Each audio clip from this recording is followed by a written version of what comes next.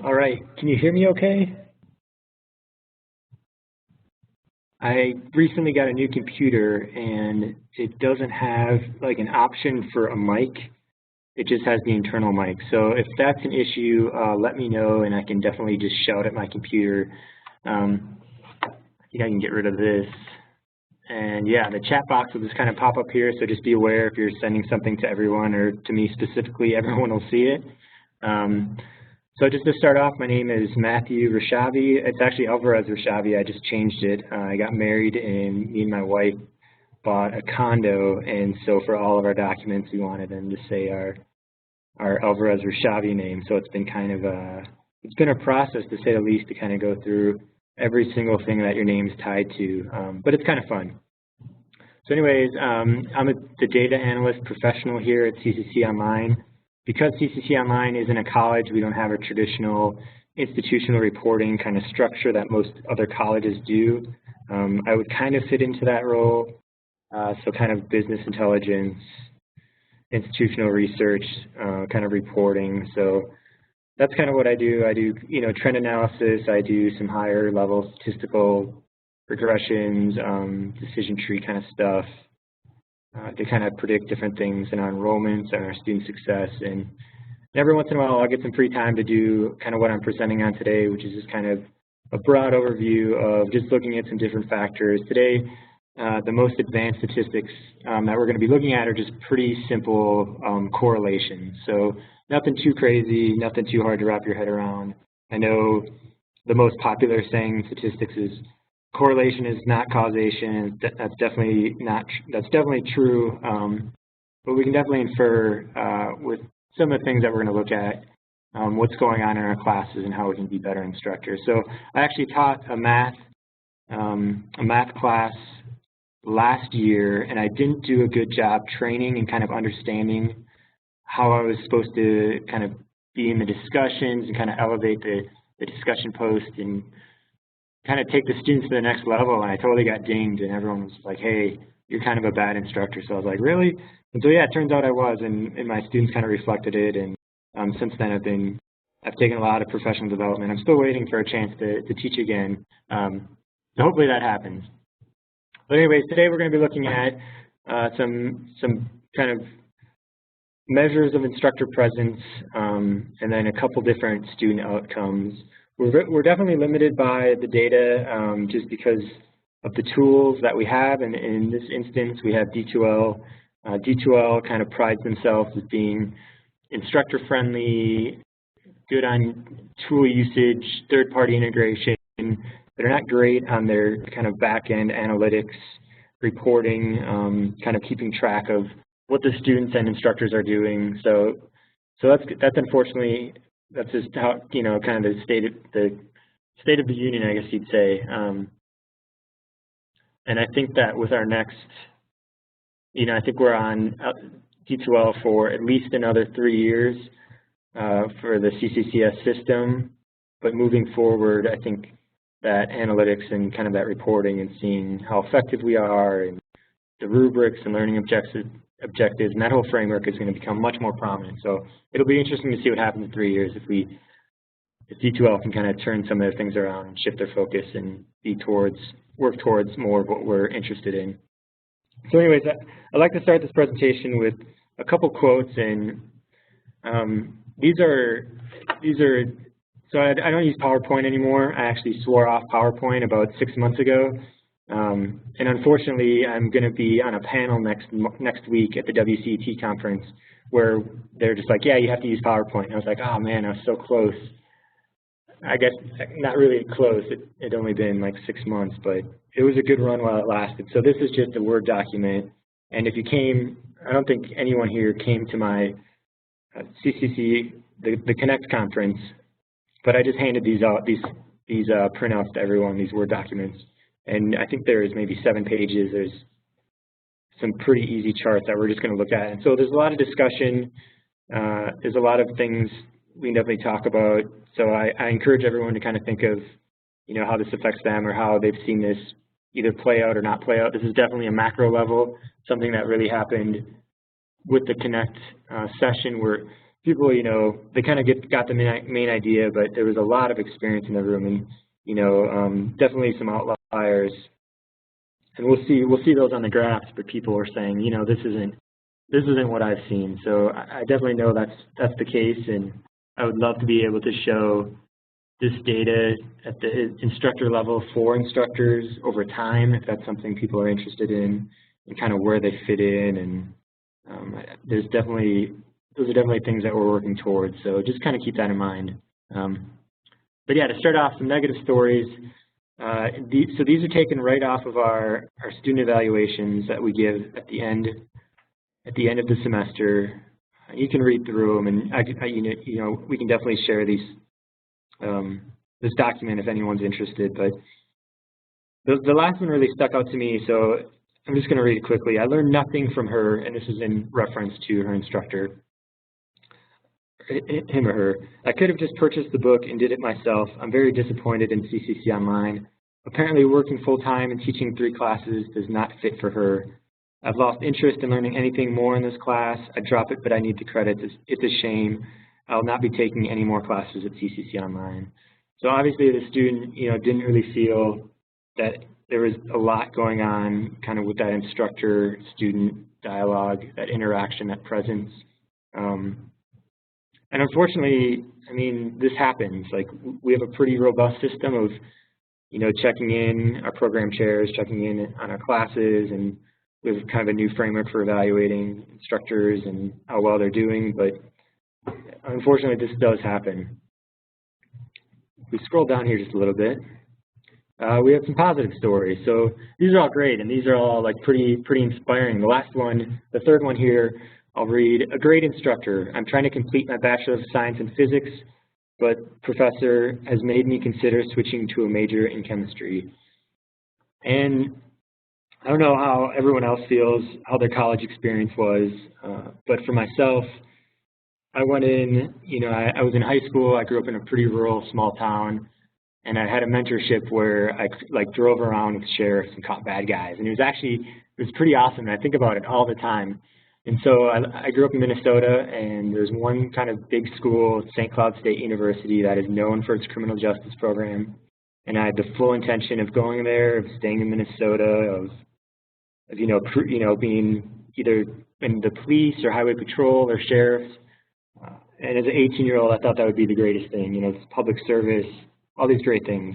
And so I had one instructor my first term, and she was it was an intro to sociology, and she absolutely challenged me and really pushed me outside of my comfort zone. It really blew my mind, and it really shifted my entire college experience and really shifted my life. From that point on, I ended up graduating my undergrad with a degree in sociology. I ended up joining the Peace Corps. I'm like a super liberal hippie now. I make my own deodorant.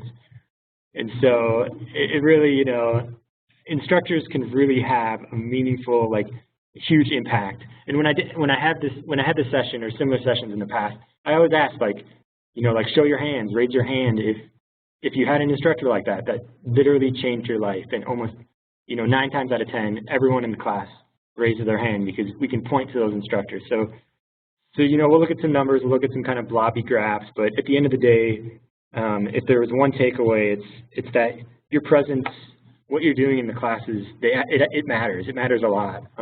You might not be that instructor to every student every semester, but we definitely know who our good instructors are, and hopefully as well that you're in there, you're connecting with students. Despite being in the online arena, there's still a lot of effect that we can have. So this is just a little overview. What am I trying to say here? So yeah, the background, there's a lot of discussion of the future role of instructors in classrooms. MOOCs kind of got super popular, and now they're not so popular. Online classes, they're kind of, I feel like they're being kind of siloed now to very specific courses or subject areas. So there's definitely an ongoing debate, discussion on the role of online learning. And so we just kind of sat around and thought, what are some ways that we can look and see how our instructors are impacting our students. And hopefully knowing there's going to be some pauses here where I'm just thinking or taking a sip of water. Hopefully that's okay with everyone. I was actually in a state training yesterday, and one of the things that they brought up was that silence makes people like very uncomfortable. So when you're in like meetings, you should be talking, something to that effect. I don't know. Methodology is basically we're just looking at correlations.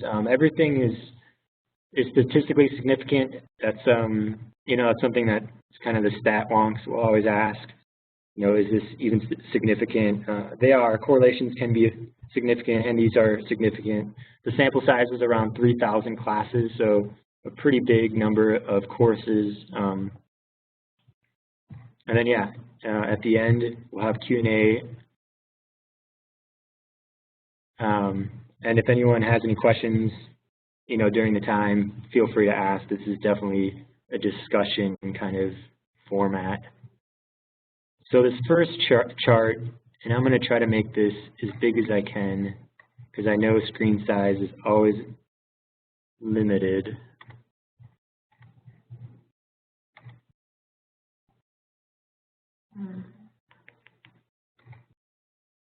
That's a little better. So what this is looking at is a course's GPA, so the average GPA. So we take all of the students that completed a course or didn't complete. Actually, which all got wiped out of this. So any student that earned a grade, and then we, you know, divide. You add those all up, and then divide by the number of students. So the average GPA for a course by the instructor comments. So we have course GPA on the y-axis going up and down from 0 to 4. And then along the x-axis, we see a range from 0 to 70, and this is the total instructor posts divided by the number of students. So this is actually an average number of instructor comments per student. So on the far right, you see a blue diamond at 60. So one instructor, and this is all, I've validated all of the outliers because in some instances it gets insane. And I think I've actually met most of the insane instructors because I'll look at the data and I'll reach out to them or I'll go into their classes and be like, wow, you're literally commenting in your discussion post 3,000 times in one semester. And so this blue diamond on the far right, so for every student that was in the class, this instructor posts, oh yeah, and I guess I can use my mouse, 60 different times in the discussion. And so for some, depending on, you know, where you're at, you might think that's a lot. You might not think that it's that many. Again, our discussion posts are kind of different. They vary by course, and I know that's definitely something that, you know, if we break this out at the course level or at the division level, it'd probably show a little bit more kind of granularity. To put all the courses together, it's, you know, it's brute force, but I think it's important. It shows. So you just kind of see this blue mass, and you're like, okay. There's a trend line, it's going up a little bit, like what does this mean? So essentially just the point of it is that the more an instructor is posting, the higher the course GPA.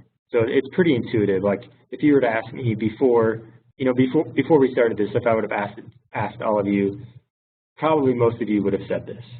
Now how much of an effect it has, you know, that gets a little questionable. If you take you might think that some of these outliers are influencing that trend line, and they're really not. The vast majority, that big blob, and it's kind of hard to see because there's so many instances, but from the 0 to kind of 30 point, that's really driving this line. The outliers have very little influence when you have 3,000 instances. So yeah, I think that's all I want to say about this. Is there any questions on this chart specifically?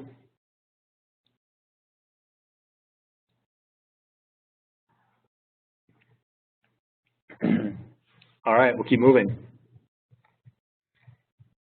Oh, I see a comment.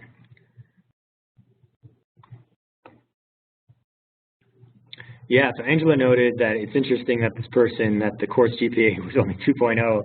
That is interesting. There's, you know, definitely this group of instructors that appear to be posting a lot, but for some, for whatever reason, the course dynamic, the course makeup, the students aren't getting along, aren't getting on. Definitely an instructor can post too much. I think that's a real thing. I feel like in the training modules, and this definitely came out in the conference. A lot of the instructors kind of commented that, I'll start off very heavy in the discussions when the semester starts, and then I'll trail off and I'll kind of leave it up to the students. And so it's definitely something to keep in mind, that there's different strategies, there's different ways to look at discussion posts. This is just kind of a broad stroke, a broad overview. But yeah, I like your comment. There's definitely, you can be posting, doing a lot, and maybe you're dominating conversation. Maybe you're pushing students out instead of bringing them in.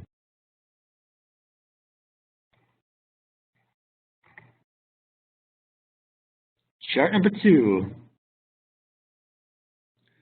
So this is course GPA and instructor thread depth. So a concept that I'm sure, that's just a name that we're calling something, and I'm sure everyone's familiar with it. But thread depth is if you just look at a discussion.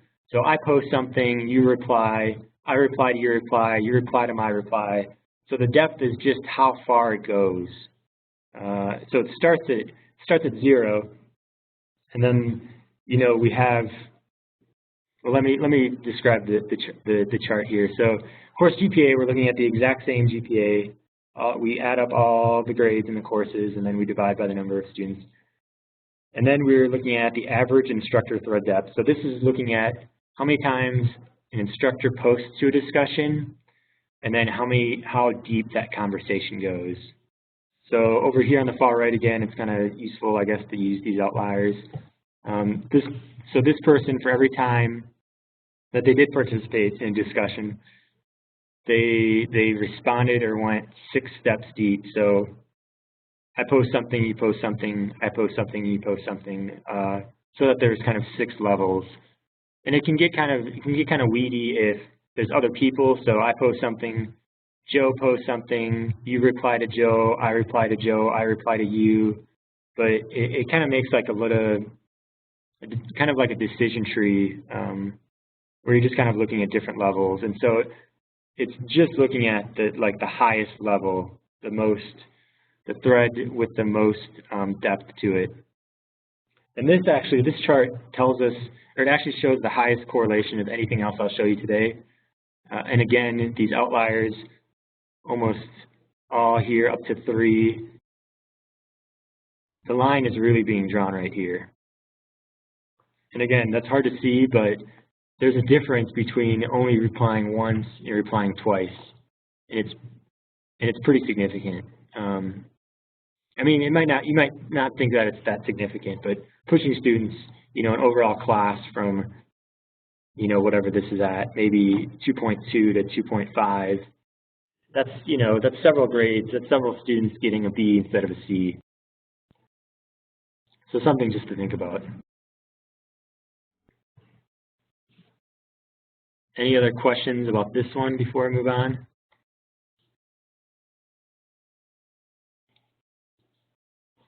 Oh yeah, re-engagement. Yeah, and so as an instructor myself, this is where I kind of sucked, because I was totally like laissez-faire, like, oh, whatever, the students can discuss amongst themselves, and a student would be like, oh, this is how I approached this problem, this is how I completed it. And I'd be the instructor that'd be like, great job, you know how to do math. And yeah, it would the conversation would end. Interestingly, I looked at this data, different cuts of classes, so kind of drilling down in individual class levels, and that's where you can really see differences. And I really should have included those. I don't know why I didn't. But for some of the classes, and I think that I want to say kind of the more harder sciences, so the math classes, some of the bio classes, the more a student, okay, so that was a student, now I'm remembering, but it looked at student thread depth. The more a student posts in harder sciences, the less likely they are to be successful. So one way to think about that is that students they're not getting it. So they're in a discussion for a math class and they're saying, hey, I don't understand how to do this. And then someone's responding and saying, oh, this is how I approached it. This is how I did this section that you're having problems with. And then the student comes back and says, yeah, I tried to do that. I still don't get it. I'm still not getting the right answer. And so it's almost like a cry for help. Like we can identify that if students are posting too much, depending on how they're responding or what they're asking for, that is definitely showing that they're struggling, that this isn't necessarily like a great thing where there's all this community and everyone's like, oh, great job on that. Have you thought about doing this one? Oh, I have all this extra free time. Let's look at these shared resources together. Because that's how I would love our discussions to be, is just everyone's super active and engaged, and the class just kind of falls away, and 4 hours later you're on YouTube doing advanced math or something. But unfortunately, that's not how it is.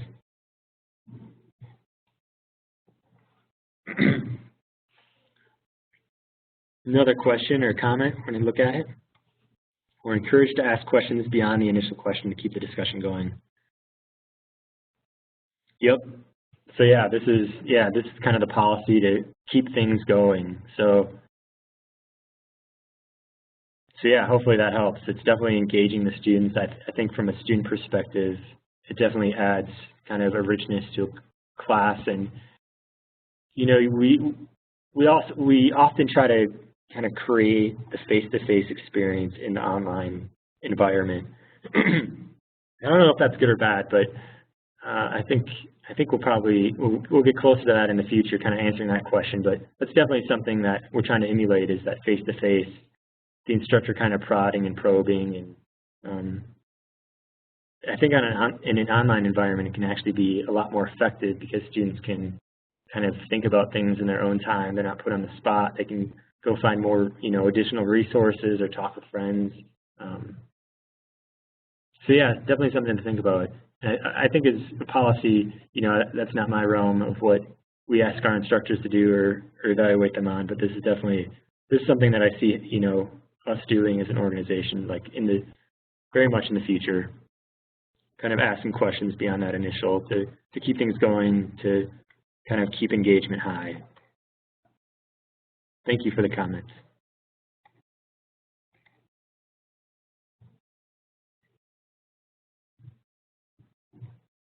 Ooh, this one's messy.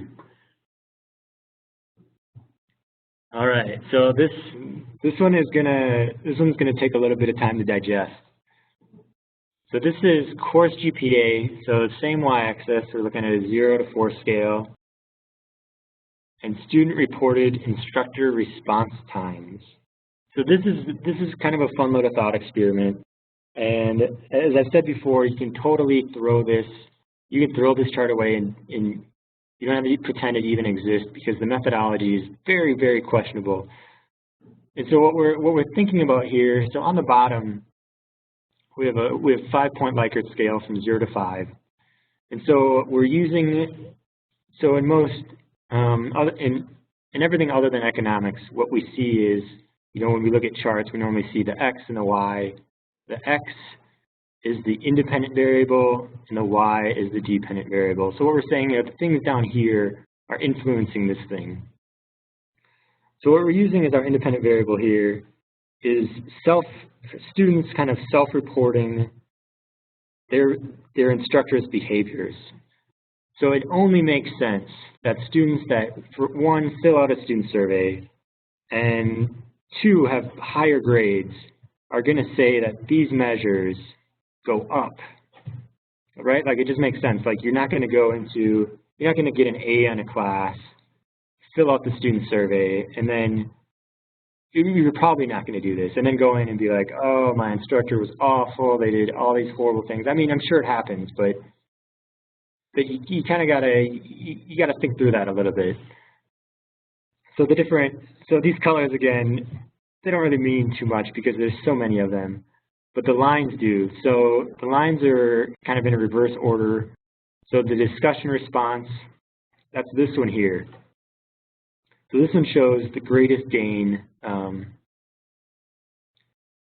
in course GPA. So we're able to tie the course GPA to these students, not to the students, but to the actual courses. And then to these individual kind of these student responses, we're able to average out, you know, did a student, and these are all positive. So on the student survey, we asked them, did your instructor respond to discussion posts in a reasonable time?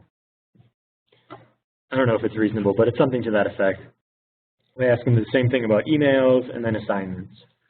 So just looking at this, we can see that these kind of start off higher, but the discussion post is really driving. For me, this chart tells me that students are self-reporting that discussion response times by instructors have a higher impact the more they're doing it, or the more they're satisfied with it. So this is more of a satisfaction kind of scale than the other two. So that's something interesting to think about and talk about. Most instructors that I've talked to kind of face-to-face or at conferences or in other environments here, they would be the ones that would say, oh, it's more about responding to grades, so students have feedbacks, or responding to emails so that the students aren't kind of hanging on, especially if there's a technical problem or if there's a problem with an assignment or like a very specific question, that those are more important. And that could be that very well could be true, but from a student kind of reporting, you know, how satisfied were you with your instructor, the greatest gain is in discussion. So that's definitely something that they're keeping track of, and the more satisfied with they are, the higher the likelihood is that they're going to pass the class and have a higher grade. So that was kind of a lot. So I'm gonna pause here for just like 30 seconds. I'm gonna let everyone look at this, and just remember that the discussion post, the email, and assignment, these are kind of flipped. So this is discussion. I guess email is in the same place, and then the assignment is this one. And I can't believe that I've been talking for 30 minutes. Like, I wish my wife was here right now, because she'd be like, oh my God, that's the most you've talked all month.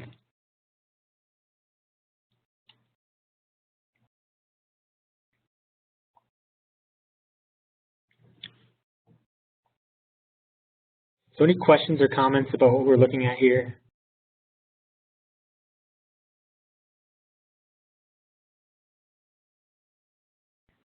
I just thought it was really interesting, Matt, because John Reagan and I also presented at Connect on best practices in the online classroom based on research, and this is so in line with what you're seeing at CCC Online. Students, it really, really matters to students. It matters to instructors that, hey, I'm giving them feedback in a timely way, and I'm writing all kinds of really insightful, helpful remarks, and students think that it's most important to have a student who reaches out to them, and interpersonal communication is very important to a student, much more so than to most instructors.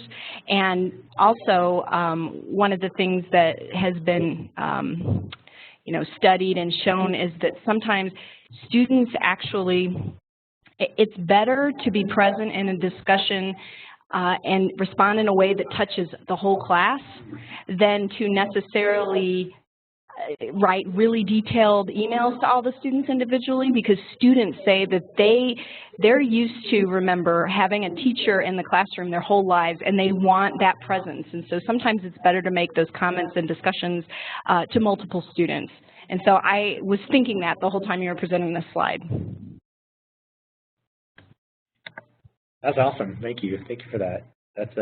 That's really interesting, and we'll definitely have to talk more about that. I didn't know that's what you presented on. That's great. We're at least getting that out of this. So, all right, we're gonna keep cruising here.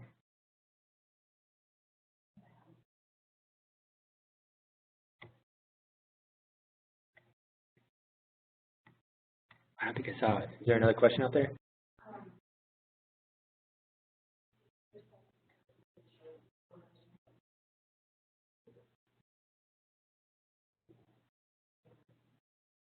Okay.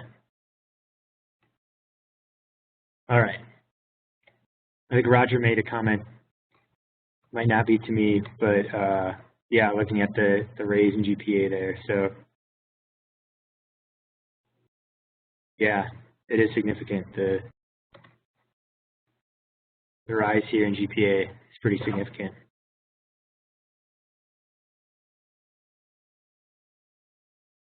So this next chart flips. So this one is kind of used as a validator of what we just looked at. So again, let's take a minute to step through this. So what we're looking at on the x-axis is the number of instructor logins, and this isn't like, I'll probably never present this again because I can't tell a story. So part of being like a data analyst is coming up with stories. Like, you know, I can present data all day long, but you have to ask yourself why, and you have to kind of be able to craft a story. And unfortunately, they don't really tell you a lot of that in kind of academia and grad school. I mean, it's all the instructors do. They pretend that, you know, their data is 100% flawless, which no data set ever is. And if there are any caveats, you know, the methodology, you know, they make excuses, or they run kind of countermeasures to kind of correct them. But at the end of the day, like, all research has some pretty significant flaws, at least from like the methodology. There's just nothing really pure about it. And so you have to tell stories, and a lot of times that's what policy is made on, for better or for worse. So this one, I went into this slide, or this idea of, okay, instructors are logging in, they're doing something, right? So here, you know, we have the X, and this is switched from the last slide. So last one we had this 5-point Likert scale of the student responses as the X, now it's the Y. And so what kind of my idea was, okay, how about instructor logins? How much does that influence students kind of self-reporting their actual instructors, kind of, well, not their actual instructors, but what they're perceiving as their instructor presence, kind of looked at by the same way, the same measures of how often you respond to discussions. That's a great typo of email, and then assignment. So these actually go from top to bottom. So this is discussion, email, and assignment. So it's a pretty weak correlation. I think this, you know, correlations run from 1 to -1, just based on how the math is and how they work. And the correlation for this one is like, I think it's like 0.18 or 0.19. So most people would write that off. Yes, it's statistically significant, but, you know, it's not really doing anything. So basically, regardless of how often an instructor is logging in, you know, some of these instructors apparently are logging in 300 times within a semester, so a couple times a day. If you're not doing anything, it doesn't really matter. So, you know, effectiveness, you know, this is another, like, there's lots of data, but it's kind of a, you know, instead of using like a sharp tool, this is kind of like the blunt instrument of, can we show an association of instructor logins? Should we care how often instructors are logging in? We definitely have policies that we want instructors logging in and responding to emails and doing all these things. I know there's different guidelines for response times, because we definitely know that's important. But if you're logging in every day, every other day versus twice a day, this doesn't seem to be affecting the opinion of the students in the class. It's pretty weak. So this surprised me a little bit. I thought instructors that would be logging in, when I had my course, I would log in to do something. I wouldn't just like log in to kind of check things out, but apparently that's what some instructors are doing. And again, this doesn't even take into account the grades or the kind of the student outcome side of it. I have looked at that in the past, and it looks a lot like this. Like, there's not, just logging in doesn't really mean a lot. So just another chart to look at, think about.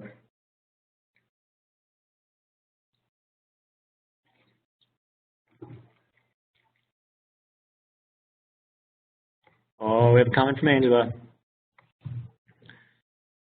Just because I'm a curious type, over what period of time were your statistics gathered? Are these stats from one semester or from an entire year?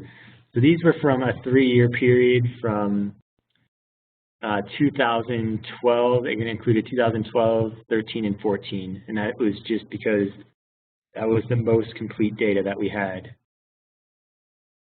So great question.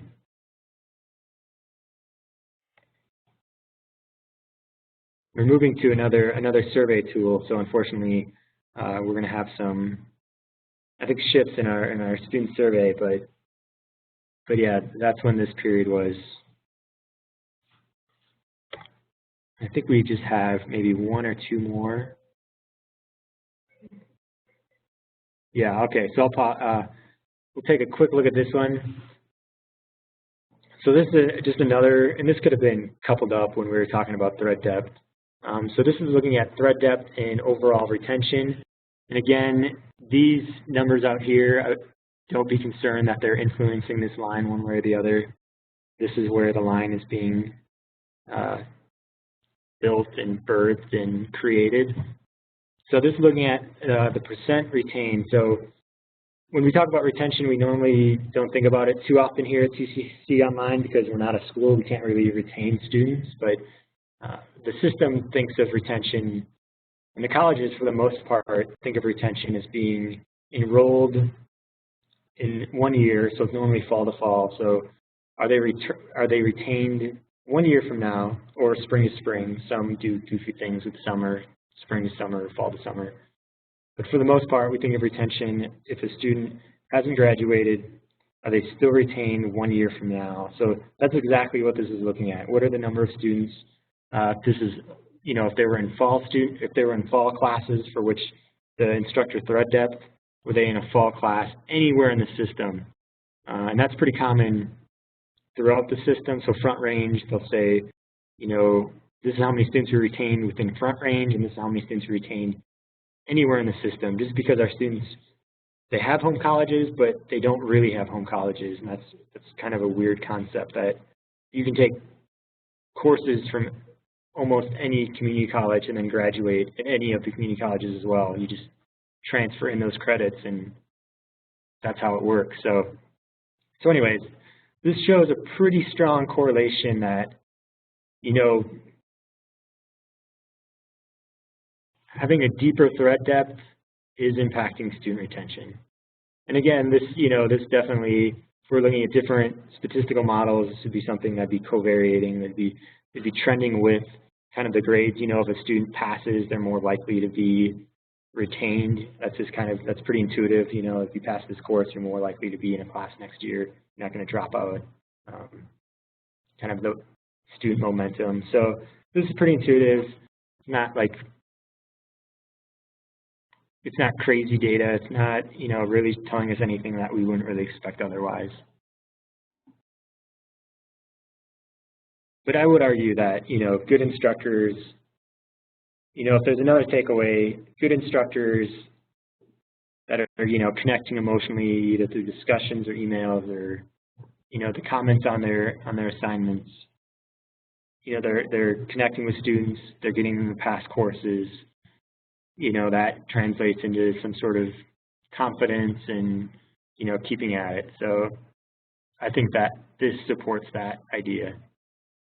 Any questions with this one? I really like this orange. This is probably my favorite color right now.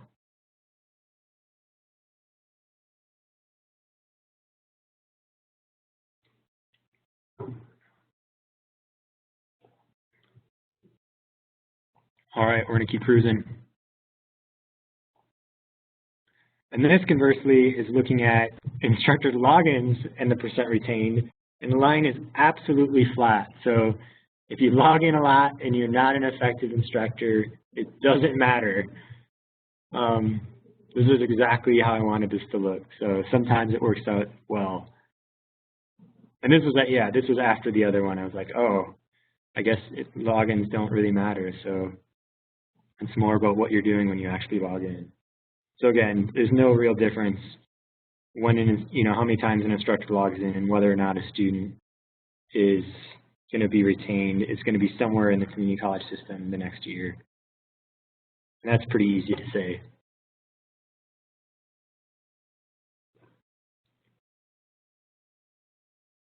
Any questions with that? I think that might be it. This is my favorite chart. This is the percentage of annoying transplants by home state. and this is totally made up, but someone sent me this, and I thought I'm going to include this everywhere that I can, mostly because Texans, and hopefully there's a Texan in the chat that's attending today, the Texans are just wildcats on the ski hills. I don't know, they like just wear jeans and like windbreakers from the 80s and, you know, ski through trees and they don't care. No, I actually love Texans. I just thought this was really funny.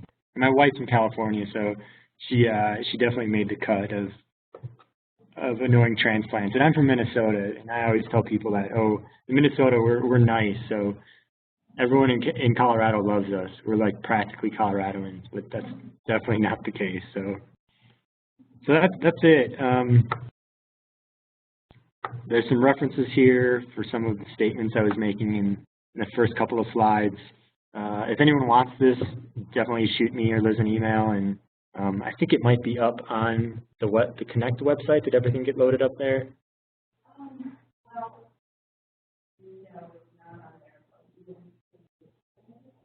Oh, okay. Cool. Yeah, awesome. So look for this on the website.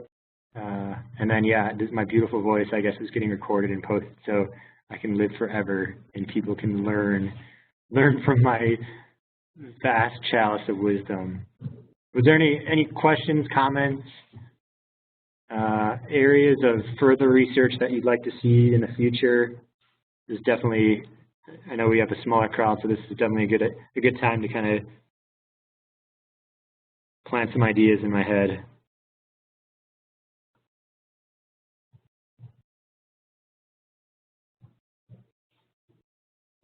And I'm going to look, I feel like I can see who's not paying attention.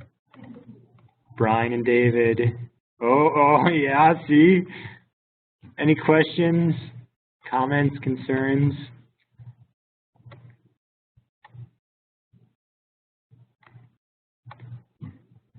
Cool. Well, again, you know, I work here at CCC Online. I work pretty much for you all in our system colleges for sure. So, you know, feel free to shoot me an email, give me a call.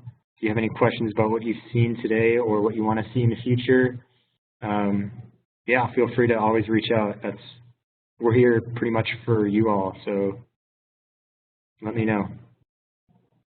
Oh, okay.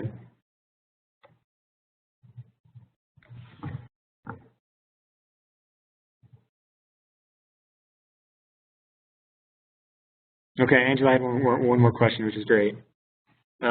She says, I've been hearing more and more, and yeah, feel free to jump off. I'm not going to be offended if you don't want to sit through the question, you know, these questions. I've been hearing more and more about stories about poor quality online instructors, lack of presence. Is this a significant problem based on what you've seen, or is it just what we hear about the bad cases more often? Yeah, I don't think it's systemic at all at CCC Online. We have an incredibly robust kind of QA teaching excellence. We have a pretty healthy framework. I don't know if you're referring to kind of stories just in general about online. I could definitely see that as being the case. I've taken some online courses through various schools, and I've had incredibly varying experiences from the University of Phoenix to some other ones, and yeah, the quality component. You know, I don't know how big of a factor it's going to play in future kind of accreditation. I know that's definitely something we're looking at more and more because it's something that all of our 13 community colleges have to deal with. But yeah, definitely, I think it's going to become more and more important is kind of that quality. Because yeah, anyone can go to the book and can check out a book and teach themselves something. And if that's all we're providing, then we need to tell students that and not charge them $1,500 for a class or whatever it is. But yeah, definitely here at CCCC Online, I think I threw in an extra C. I feel very confident that we're doing a good job. Our instructors are doing a very good job having good presence and being in the classrooms and kind of elevating those discussions to the next level. So.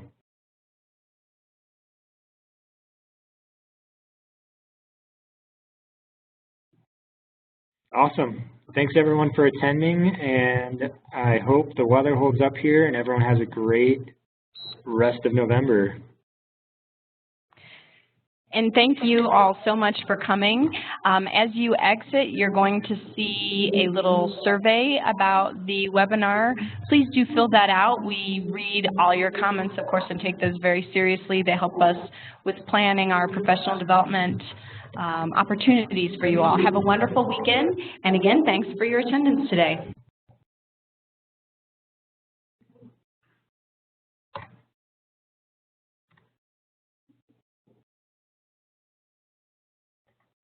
I don't know if I'm muted yet.